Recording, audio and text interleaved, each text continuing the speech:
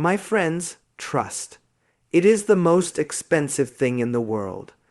You can buy technology, you can buy weapons, you can buy influence. But you cannot buy trust. Trust is the rarest currency in the world. People think money runs the world, but it doesn't. Money can buy products, money can buy services, money can even buy influence for a short time, but money cannot buy trust. Once you lose trust, no matter how much wealth you have, no matter how much power you hold, you cannot get it back easily. And that is why trust is more valuable than gold, more powerful than armies, more permanent than temporary alliances. Think about this. When you go into a marketplace, you can find thousands of sellers. Some offer the lowest price, some offer the highest quality, some promise the fastest delivery. But when you buy something, whom do you choose? You choose the one you trust. Because even if the price is slightly higher, even if the delivery takes a little longer, you know that person will not cheat you. You know that person will not disappear after taking your money. That trust is invisible, but it shapes every decision you make. Nations are no different. India has many choices. Every powerful country in the world wants India on its side. They offer deals, they offer weapons, they offer investments, they offer technology. But India has learned one lesson again and again. Promises are easy, consistency is hard. Many have promised friendship in times of peace, but when difficult times arrived, they disappeared.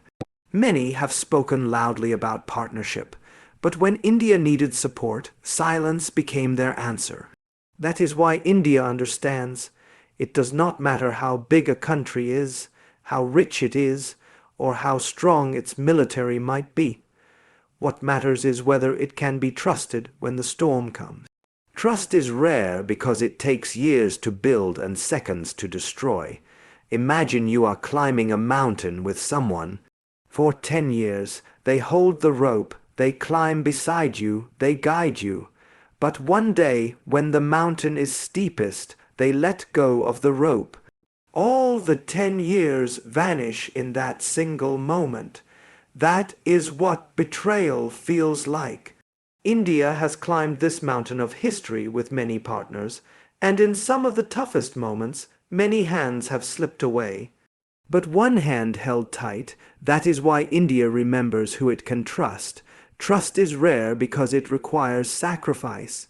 If someone only stands with you when it benefits them, that is not trust, that is business. Trust means they are willing to stand with you even if it costs them something. True trust is proven not in times of comfort, but in times of crisis. When sanctions were imposed, when wars threatened, when resources were blocked, India saw who truly stood beside it. Not with speeches, but with action. That action is what separates a friend from a pretender. Trust is rare because it is not written in documents. You can sign 10 agreements, you can sign 20 treaties, but paper cannot hold trust. Trust lives in memory. Trust lives in the mind of people. You may forget the words in a contract, but you will never forget who helped you when you were weak. India has never forgotten. India knows exactly who gave weapons when others only gave advice. India knows who shared technology when others only shared warnings. India knows who stood silently and who stood firmly. In the end, trust is not about what you say, it is about what you do. Nations, like people, follow the same rule. And this is why trust is the rarest currency in the world. It is the only currency that never loses value, the only currency that grows stronger with time, and the only currency that can make a small nation greater than a superpower. This is the truth India has learned. This is why India may trade with many, may negotiate with many, may speak to many, but it will trust only one. History builds partnerships, but trust builds nations. This is the lesson that centuries of struggle, alliances, betrayals, and victories have taught India. Partnerships are easy to make because they are often built on needs. When two sides need each other, they shake hands. They sign agreements, they smile in front of cameras, and they call it friendship. But when the need is gone, when the profit is no longer there, those partnerships dissolve like sand in the wind. That is why history is full of alliances that came and disappeared, but very few relationships that survived the test of time. A nation is not just an economy, not just an army, not just a piece of land. A nation is its memory. And memory is long. India remembers the empires that came to take, not to give. India remembers the sanctions that were used as weapons. India remembers the moments when others decided for India, not with India. All of these memories taught India a simple truth. Partnerships that are built only on convenience do not last. They break the moment pressure comes. But trust, that is different. Trust does not depend on convenience. Trust is about faith, and when trust is strong, it can build not just business ties, but the very foundation of a nation's future. Think of two farmers. One farmer borrows water from the other during a drought. The first farmer promises he will return the favor one day. If he truly does, then a partnership grows into trust. Over years, both farmers know that in times of need, they will not be alone. Their survival, their growth, their families are all protected because trust has replaced uncertainty. That is how nations grow stronger too. Not by taking advantage of each other in good times, but by supporting each other in difficult times. India has partnered with many countries in trade, technology, and defense. But what has India really looked for? Respect. A partner may give you machines, but only a trusted friend will teach you how to build them. A partner may sell you weapons, but only a trusted friend will stand beside you when those weapons must be used. A partner may invest for profit, but a trusted friend invests in your future. That is the difference between partnership and trust. History can produce impressive partnerships, treaties, agreements, trade routes. They all look powerful on paper. But history has also shown that the moment profit is at risk, many so-called partners walk away. That is why trust is more powerful than history itself. History can bring two nations together, but trust decides whether they stay together. India knows this because it has lived through decades of shifting alliances. One day, a country promises friendship. The next day, it threatens sanctions. One day, a country signs an agreement. The next day, it blocks supplies. This cycle taught India that it cannot build its future on fragile partnerships. To build a nation, it must stand on trust. Trust gives confidence, confidence gives independence, independence creates strength, and strength allows a nation to walk its own path without fear of betrayal. India's rise in the world is not built on temporary partnerships, but on the careful choice of trust. That is why when the question is asked, who does India trust, the answer is rare but clear. Because history builds partnerships, but only trust builds nations. In a noisy world, one country has proven consistency. Everywhere we look today, the world is full of voices. Leaders make promises every day, nations make declarations, treaties are signed, deals are announced. The headlines are loud, the speeches are dramatic, and the words are endless. But when the time for action comes, most of those voices disappear. The noise remains, but the substance vanishes. And in this noise, consistency becomes rare, almost invisible. Yet India has discovered that consistency is more valuable than strength, more valuable than wealth, more valuable than even the loudest declarations of support. Imagine standing in a crowded market where everyone is shouting, every seller trying to grab your attention. They offer the best price, the best quality, the fastest delivery. The noise is so loud that you cannot even think. But there is always one seller who doesn't need to shout. He doesn't chase you. He doesn't try to impress you with big promises. He simply delivers what he says every single time, and because of that, you go back to him again and again. That is the power of consistency. It doesn't need noise. It proves itself quietly, again and again, until people know they can depend on it. India has seen this in the world of nations. Many countries have spoken of friendship. Many have promised to stand with India, to respect its growth, to support its aspirations. But in the most critical moments, when wars were near, when supplies were cut off, when the pressure of global politics tried to isolate India, most of those voices fell silent. What remained was not the memory of promises, but the memory of actions. In those moments, India saw clearly, consistency matters more than words. Consistency is not glamorous, it is not dramatic, it does not make headlines every day, but consistency builds trust like nothing else. A nation may not be the richest, it may not be the most powerful, but if it shows up every single time, if it stands steady when others hesitate, it becomes more valuable than all the loud promises. Combined, India understands this better than anyone because India has been betrayed by the noise too many times. Think of friendship in your personal life.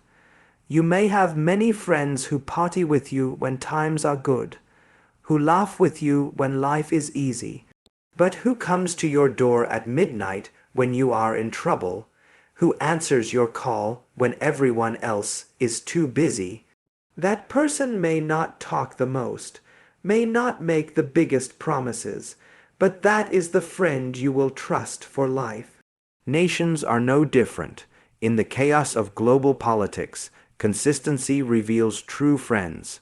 The world today runs on power games. Countries shift their positions depending on profit, influence, and strategy, but India has watched carefully. It has noticed who changes their words with every election and who remains steady despite pressure. That steadiness is priceless. It means that India does not have to guess, does not have to doubt, does not have to fear sudden betrayal. Consistency removes uncertainty, and uncertainty is the enemy of trust. So in this noisy world, when everyone is shouting, India looks for the one that stays calm, steady, reliable. The one that doesn't need to prove loyalty with speeches, because loyalty has already been proven with actions. That is why India trusts only one, not because of power, not because of wealth, but because of the quiet strength of consistency. Mutual growth is stronger than dependency. This is a truth many nations forget, but India has learned through experience. When one country depends on another only for survival, it is not friendship, it is not trust, it is weakness disguised as partnership. Dependency creates imbalance, it creates fear. The weaker side is always afraid of losing what it needs, while the stronger side holds power like a weapon. But mutual growth is different. Mutual growth means both sides become stronger together. It means the relationship is not about control, but about shared progress. Think of a tree and a gardener.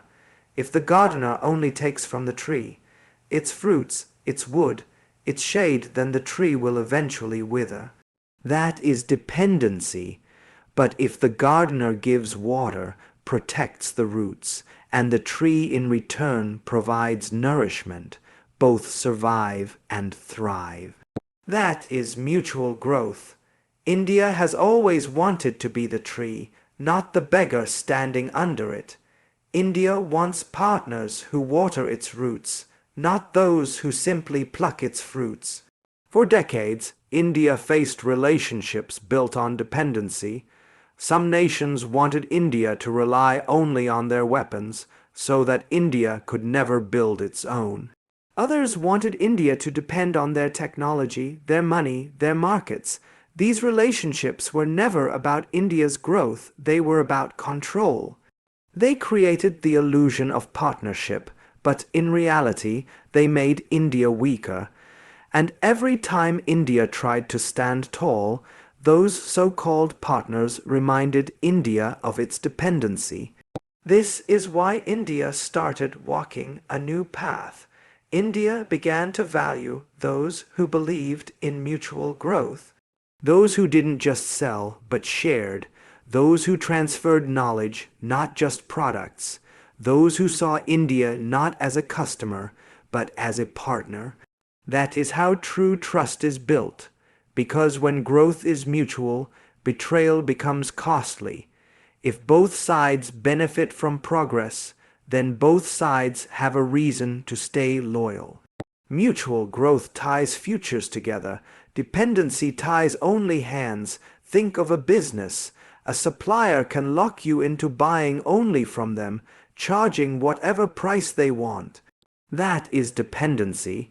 But a real business partner helps you expand, teaches you new skills, and makes sure that as you grow, they grow too.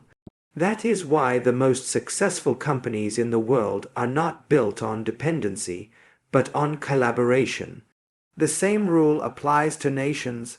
Dependency keeps you small. Mutual growth makes you great. India knows this better than anyone. When one country gave India machines but also taught India how to make them, India remembered. When one country sold India weapons but also helped India build its own defense, India remembered. When one country invested not only for profit but for India's future, India remembered. These moments were not acts of charity, they were acts of vision. A vision where both sides rise together, where trust replaces fear, and where respect replaces dominance. This is why India chooses carefully. It does not want to be dependent. It does not want to be controlled. It does not want to be treated as a market to be exploited. India wants growth that is shared, growth that lifts both nations, growth that lasts for generations. Because dependency can trap you, but mutual growth can set you free. And this is the secret of trust. True trust is never built when one side holds the power and the other side clings for survival. True trust is built when both sides look at each other and say, "If you rise, I rise too." That is why India trusts only one country, not because it needs it, but because together they grow stronger. India is not looking for protection, it is looking for respect. This is where many countries have misunderstood India. They think India wants someone to defend it, someone to shield it, someone to guarantee its safety. But India has never wanted to live under another's shadow. For thousands of years, this land has faced invasions, colonialism, wars, and sanctions, yet it has survived. If survival was India's only goal, it would not be rising today. India does not ask for protection because protection means weakness. Protection means you believe you cannot stand on your own. What India wants is respect, the kind of respect that sees India as equal, not as dependent. Respect is not given through weapons. Respect is not given through aid. Respect is not given through promises. Respect comes from recognition that India has the right to make its own choices, to follow its own path, to grow in its own way. Too many times, other nations tried to protect India by telling it what to do. They offered safety in exchange for obedience, help in exchange for silence, friendship in exchange for compromise. That is not respect, that is control, and India has rejected it. When a student studies hard, what does he want from his teacher? Not protection from failure, but respect for his effort. When a company builds itself from nothing, what does it want from its investors? Not just money, but respect for its vision. Nations are no different. India has worked tirelessly to stand tall, to build its economy, to strengthen its defense, to uplift its people. After all this effort, it does not want to be treated as a follower. It wants to be treated as a partner. Respect is powerful because it is the foundation of trust.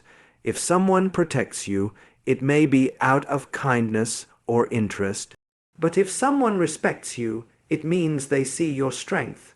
And when they see your strength, they no longer see you as a burden, but as a force worth standing with. That is why India does not seek protection. Protection can be withdrawn. Respect, once earned, lasts. Think about relationships in everyday life. Imagine a friend who always insists on protecting you, telling you what to do, where to go, how to live. It might feel safe at first, but soon you realize you are not free. Then imagine another friend who stands beside you, not in front of you, not behind you. This friend says, "I respect your choices. I may guide you, I may support you, but I will never control you." That is the friend you will trust forever. This is the relationship India looks for. Respect means sharing technology instead of keeping it hidden. Respect means supporting India's voice on global platforms instead of silencing it. Respect means treating India not as a buyer, but as a builder of the future. When India sees this kind of respect, it gives back loyalty. When India feels only pressure and control, it walks away. So, the world must understand, India is not asking who will protect me. India is asking who will respect me, and the answer to that question decides everything. That is why India trusts only one country, the one that does not try to protect it like a child, but respects it like an equal. Because protection fades, but respect builds partnerships that last for generations. The shocking truth is this: India trusts only one country, not because of power, not because of wealth, but because of values, resilience, and long-term reliability. For many in the world, this is surprising. They see India as a nation surrounded by options, powerful nations offering weapons, investment, technology, and promises. From the outside, it looks like India should trust many, that India should spread its relationships wide. But trust is not about quantity, it is about quality. India may trade with many, talk with many, even sign agreements with many, but trust, that is reserved for only one. Why? Because power shifts. One country may be strong today and weak tomorrow. Wealth changes hands. A rich nation today may face crisis tomorrow, but values, reliability, and resilience, these do not fade with time. India has watched the world carefully. It has seen who stands firm when the winds change. It has seen who keeps promises not just when it is easy, but when it is difficult. That consistency is what separates true partners from temporary allies. The truth shocks people because they confuse trust with deals. A deal can be made in one meeting. Trust cannot. A deal can be signed with a pen. Trust must be written with actions over decades. A deal may benefit one side more than the other, but trust balances both. That is why India's trust cannot be bought, cannot be forced, and cannot be manufactured with speeches. It must be earned, and only one country has earned it. Think of the storms India has faced: wars on its borders, sanctions on its economy, pressure from global powers to bend and follow. In those moments, Most nations did what was convenient for themselves. They turned their faces, they raised their prices, they tightened their restrictions. But one country did not.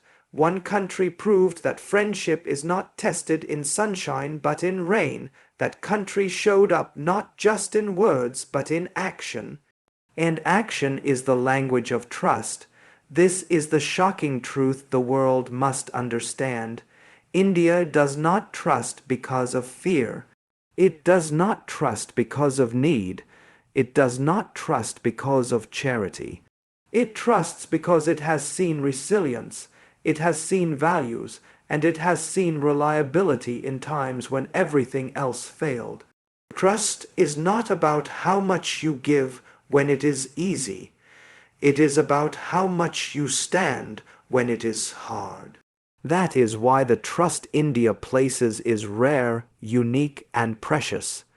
In life, you can have many acquaintances, but very few true friends. In business, you can have many customers, but very few loyal partners.